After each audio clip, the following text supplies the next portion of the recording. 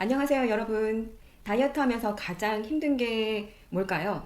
바로 식욕 억제죠. 우리를 더 배고프게 만드는 음식들이 있다고 하는데요. 식탐을 부르는 음식 탑 5를 알아보고 왜 그런 음식들이 우리를 더 배고프게 하는지 그런 것들을 알아보려고 합니다. 그리고 식욕을 극복하고 살 안 찌는 체질로 만드는 꿀팁도 알려드릴게요. 끝까지 시청해주세요. 달콤한데 0칼로리라는 제로 콜라를 마시면 더 살찐다는 사실 알고 계셨나요? 식탐을 부르는 음식 탑5. 그 첫 번째는 인공감미료입니다. 다이어트를 할 때 설탕 대신 인공감미료가 든 음식들 많이 드시는데요. 이는 오히려 식욕을 더 자극할 수 있어요. 단맛이 느껴지면 뇌는 당연히 포도당이나 과당이 몸에 들어올 것으로 기대하게 되거든요. 그런데 실제로는 아무 열량도 들어오지 않게 되기 때문에 배고픔과 식욕을 더 키우는 일이 되게 됩니다. 제로 콜라를 마시고 나서 더 배고파지고 음식을 더 많이 먹게 되는 그런 일을 경험해 본 적이 있으실 거예요. 인공감미료가 들어간 음식을 섭취한 사람들이 더 많은 칼로리를 섭취하게 된다는 연구 결과도 있다고 합니다. 두 번째 음식은 액상과당입니다. 액상과당은 우리가 흔히 마시는 음료수, 가공식품에 많이 들어있어요. 액상과당은 설탕보다 단맛이 1.4배 정도 강하다고 합니다. 이 강한 단맛이 우리 뇌를 자극해서 더 많은 음식을 먹고 싶게 한다고 해요. 콜라 한 캔을 마시고 나서도 계속 단 음료를 찾게 되거나 갈증이 더 나는 것 느껴본 적 있으실 거예요. 액상과당을 많이 섭취하면 비만과 당뇨의 위험이 높아진다고 하니 습관을 챙기도록 할 수 있었으면 좋겠습니다. 식탐을 부르는 음식 탑5 그 세 번째 음식은 바로 아이스크림입니다. 아이스크림을 먹으면 실은 더 배가 고파진다고 해요. 그 이유는 찬 음식을 먹을 때 우리는 단맛을 잘 느끼지 못한대요. 그래서 얼마나 많은 양의 설탕이 들어가 있는지 모르고 우리는 그 시원한 맛 때문에 아이스크림 먹게 되는 거죠. 실제로 설탕은 우리 뇌에서 도파민이라는 물질을 분비시키게 되거든요. 그래서 아이스크림을 한 통을 다 먹어요. 우리 뭐 실현당한 여주인공들이 아이스크림 한 통 끌어안고 비스켓이랑 같이 막 먹잖아요. 기분이 막 좋아지고 있지만 이후 급격히 하락하는 그런 것들을 볼 수 있습니다. 네 번째 음식은 정제 탄수화물입니다. 정제 탄수화물은 우리가 흔히 알고 있는 흰빵, 흰쌀, 과자 등에 많이 들어있어요.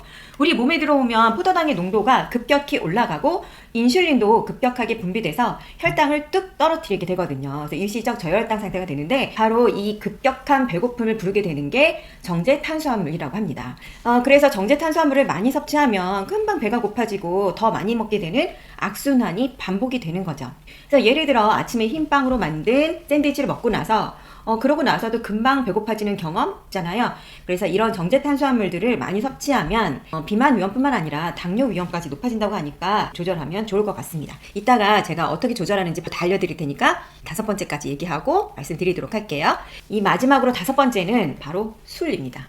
술을 마신 다음날 우리는 라면, 콩나물국, 그다음에 여러 가지 단 아이스크림인지 이런 것들을 찾게 돼요. 해장한다는 이유로 우리가 이제 술 마시고 난 다음날 유난히 배가 고프잖아요. 간이 알코올을 해독하느라 일을 하게 되면서 글리코겐을 소모하게 되고 혈당이 급격히 떨어지게 되거든요. 그래서 몸에서는 탄수화물을 간절히 원하는 상태가 되는 거예요. 그래서 이러한 이유로 술을 자주 마시게 되면 마시지 않는 사람보다 살이 더 찔 수밖에 없겠죠. 제가 제일 힘들었던 부분이 바로 이겁니다. 술 끊는 게 다이어트의 핵심이었던 것 같습니다. 이 다섯 가지 주의해야 할 것들을 제가 알려드렸는데 이게 나쁜 건 다 알겠는데 어떻게 이것들을 극복할 수 있는지에 대한 팁을 좀 알려드릴까 해요. 첫 번째는 식사 전에 위장을 코팅하기입니다. 저는 그 코팅하는 용도로 요걸 자주 올리브 오일이에요. 저는 올리브 오일 2숟가락 정도 먹어주는 걸로 굉장한 효과를 좀 봤었는데요.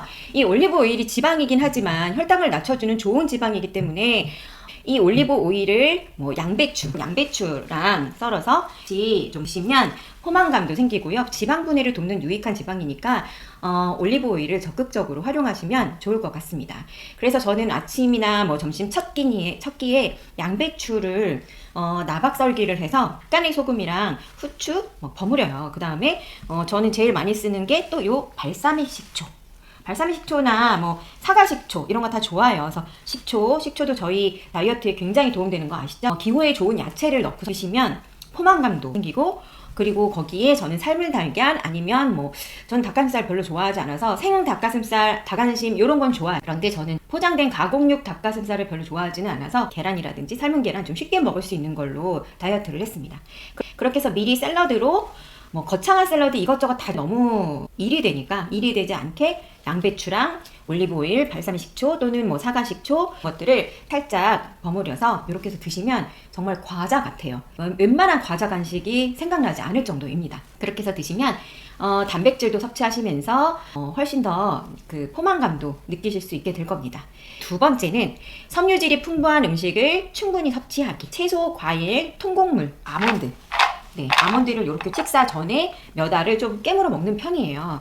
이렇게 통곡물을 먹음으로 인해서 포만감을 좀 오래 유지할 수 있도록 그렇게 좀 하고 있습니다. 그 다음에 세 번째, 규칙적으로 식사하면 혈당이 안정적으로 유지되기 때문에 급격한 배고픔, 우리가 제일 피해야 될 것은 급격한 배고픔. 너무 허기지면 허겁지겁 혈당을 올리는 음식을 먹게 되잖아요. 그래서 그런 것들을 피하기 위한 거니까 급격한 배고픔이 오지 않도록 가능한 한 정해진 시간, 밥을 알람을 맞춰서 드시길 권해볼게요. 저는 실제로 밥 먹는 시간, 준비하는 시간을 알람을 맞춰서 그렇게 이제 식사를 했었거든요.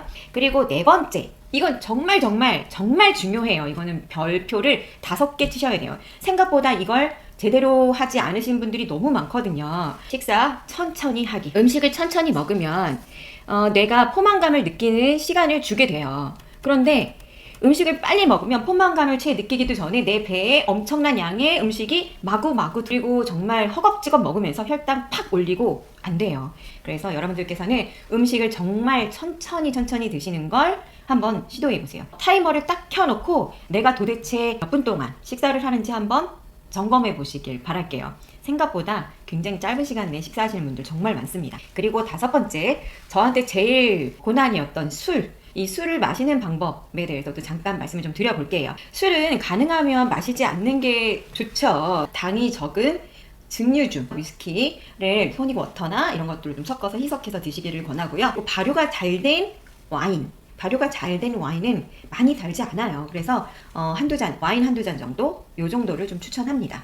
제가 와인을 추천하는 이유는 또 다른 이유가 있지만 이건 다음에 또 제가 한번 말씀을 드려보도록 할게요. 그리고 술을 드실 때 의외로 물을 안 드시는 분들이 정말 많으세요. 그래서 물을 충분히 섭취하시고 짜고 단, 탕, 국, 찌개 뭐 이런 것들보다는 가능하면 과일과 함께 드시면 더 좋을 것 같습니다. 이렇게 안주도 좀 좋은 걸로 선택하시면 술 드실 때에도 살이 급격히 찌는 것들을 좀 막으면서 살을 빼실 수 있을 것 같습니다.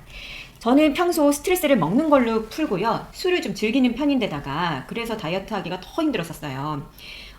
이렇게 힘들게 사는데 먹는 거라도 내 마음껏 먹겠다 뭐 이런 주의였었습니다. 그리고 식후에 단 음식 먹는 거는 꼭 필수로 했었고요. 제가 음식을 절제할 수 있었던 것은 먹는 순서를 지키는 것과 그 다음에 탄수화물을 극도로 제한하는, 다이어트 하다 보면은 탄수화물을 완전히 제거하거나 내지는 굶는 경우가 덜어 있었는데 그런 일을 하지 않도록 하는 게 가장 중요했습니다. 그래서 억지스러운 다이어트는 하지 않았어요. 극단적 탄수화물 절제는 오히려 더 과한 식탐을 부르게 되고요. 그리고 배고플 땐 차라리 그냥 정말 밥을 먹었어요.